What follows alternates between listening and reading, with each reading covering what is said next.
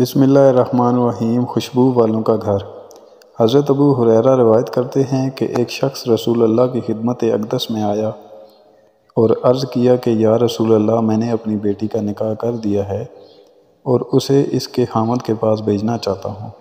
میرے پاس کوئی خوشبو نہیں، آپ کچھ عنایت فرمائیں۔ آپ نے ارشاد فرمایا کہ میرے پاس موجود نہیں، کل صبح ایک چوڑے منہ والی شیشی اور کسی درخت کی لکڑی میرے پاس لے آنا۔ دوسرے روز وہ شخص شیشی اور لکڑی لے کر حاضر خدمت ہوا۔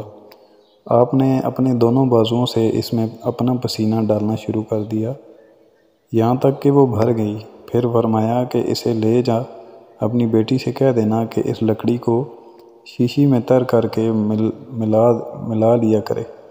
پس جب وہ آپ کے پسینہ مبارک کو لگاتی، تمام اہل مدینہ کو اس کی خوشبو پہنچتی، یہاں تک کہ ان کے گھر کا نام ہی خوشبو والوں کا گھر رکھا گیا۔